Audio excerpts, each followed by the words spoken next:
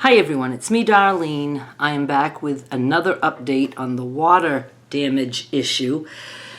It's been an experience, not the water itself, but management. I just can't understand how people can be just so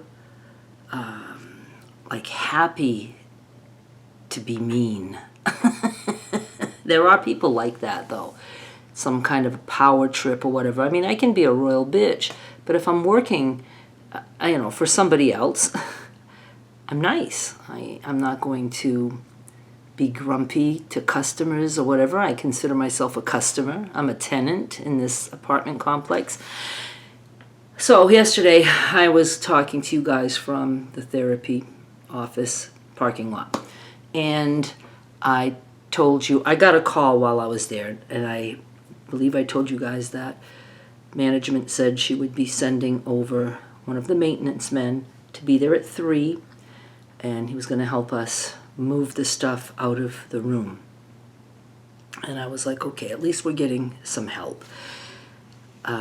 We got home at 2:15. Joe got out a little early, and it's not that far. So we got home at 2:15.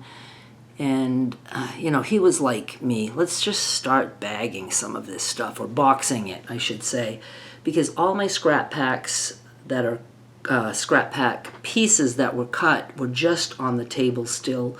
So I bagged all of those, numbered them. I needed to know everything about them, put those in boxes, and just filled boxes and boxes and boxes. And I don't write on boxes. Joe's just like, write on the box so you'll know what's in there. I can't write in a book. No, I can't write on a box. So I had to take pieces of paper and make little labels with Scotch tape that I knew would rip off easily. I'm fucked up like that, okay? So we boxed a whole bunch of stuff, and we left that on the tables. And then, just picked up other things, and, just a lot of boxing. And 3 o'clock comes, and no maintenance guy. And I was like, shit. Hang on. That scared me. I tried to call the office, could not get anybody. The carpet cleaning guys come, and they said, are you all set? And I said, no. He said, well, we talked to management, and they said that someone was coming to help you and that you'd be all set. And I said, yeah, but nobody came.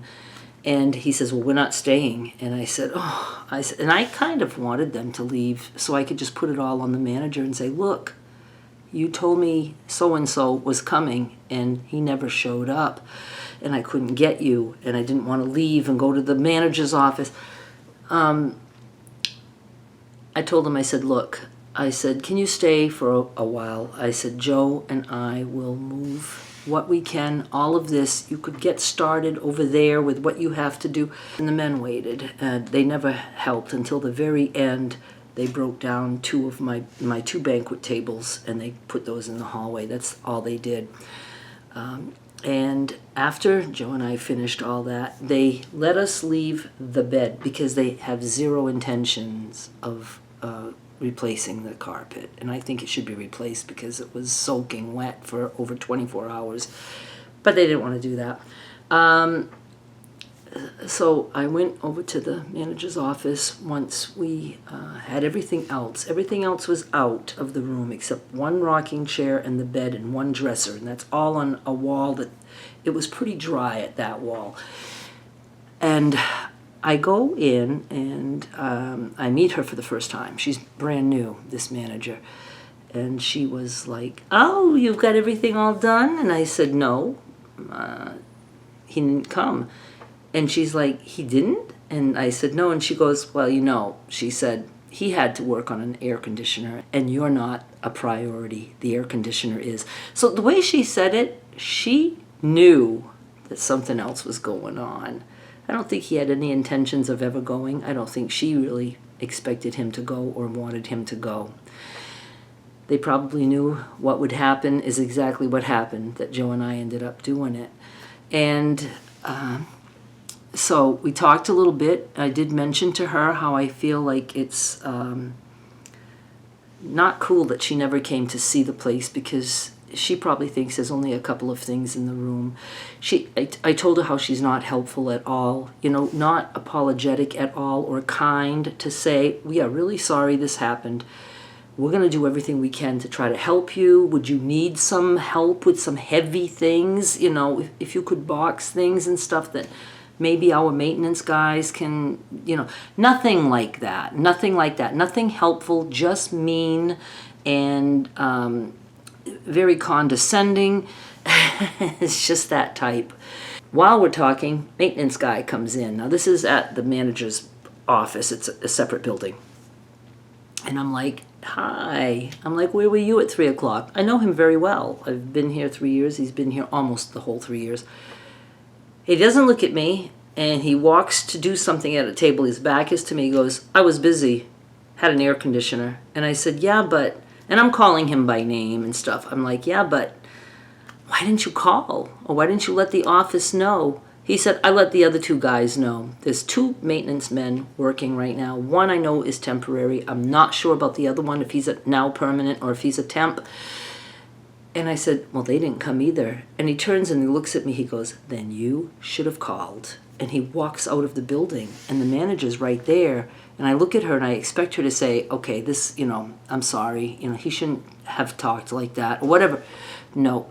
And I said, he had no intention of helping me. She goes, you know what? She says, we don't have to help you. She says, we're not obligated to do a thing for you. And I said, but you told me.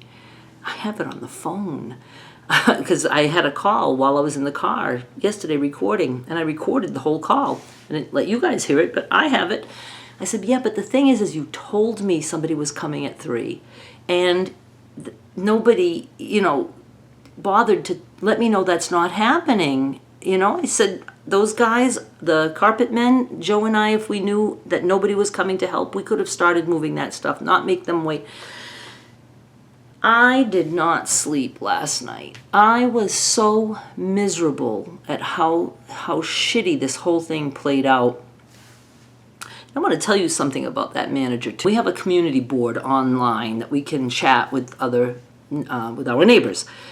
And I had posted how cool it would be to have a little dog park. A few park benches or picnic tables, that would be cool. Some of us can get together at certain times, like every week, with our little dogs, and we can sit and chat, maybe have lunch, and, at the picnic tables. And I didn't know that they go to review, and they rejected my post. And she said something like it was inappropriate. She took it down.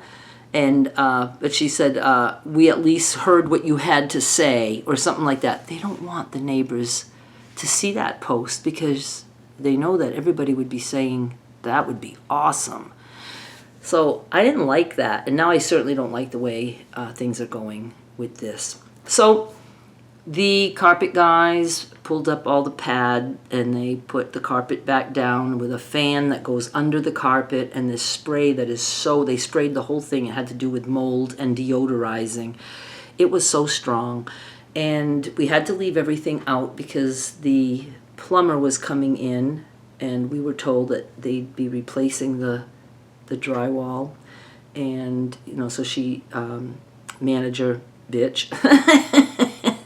Okay, I don't want to be mean. I want to be very mean. She said, don't put anything back in there because he needs to be in there tomorrow morning. And I was like, yeah, that's fine. And so the plumber was supposed to come the next day, and the carpet guys were supposed to come this afternoon to put the new padding down. Because they didn't do that yesterday. I don't know if I said that. They just ripped the padding out. They're trying to dry the carpet, and then they were going to put new padding down. And the plumber was going to be taking apart whatever he needed to take apart for the drywall. And she said he will be putting a fan there to dry it, and some kind of spray or something, again, for mold, and then would have to come back to finish that or whatever. So I went to bed miserable. Miserable. I was so mad. I'm like, why? Why does it have to be so difficult? And, oh, and I did talk to insurance because I am going to file a claim. I wanted to do that today, but I had no time. I need to start a claim just in case a mold issue comes up. I want something documented. And they absolutely said I need to go through their insurance, but I said they're not cooperating, so I'm going to be filing the claim with my insurance, and the adjuster is going to contact them and get their insurance info. Because, yeah, they said this isn't something that you caused, and you should not be out. I could possibly get something for the moving that we had to do, and for not being able to work like I'm supposed to be able to work. I don't even care about any of that. I really don't at this point. I just want to make sure there's a claim in case some old issue comes up later down the road. So the plumber comes this morning. He makes us, I don't know, maybe like 2 by 3 hole, and fixes the pipe and puts insulation, I guess is what that is, and he's done. And he said drywall people will come sometime next week. So no spray, no fan. No, he says that's all I was told to do. And I said, okay. And then the carpet guys come. Carpet is still damp. I can feel it. And they said it's dry enough. And I kind of believe that because when they wash carpets, you know, it gets very wet and it dries. So they put the padding down, and that was it. They fixed that, and they were on their merry way. So I'm done with the workers except for the drywall. So I still don't want to put a lot of stuff in there because I don't know what that entails. I don't know. I know they're going to need space to do that, but I will be able to, I guess, do something in there. And I want to rearrange the room now. I'm trying, but I can't find any other way that it will work for me. I will show you when it's all done. I know I have pictures of that room, this whole apartment, somewhere on this channel. I will try if I have time. You guys don't know how incredibly busy I am, and I'm determined to still go to AA anytime Joe wants to go, because it's a peaceful place. I'm with people that understand me, and I understand them.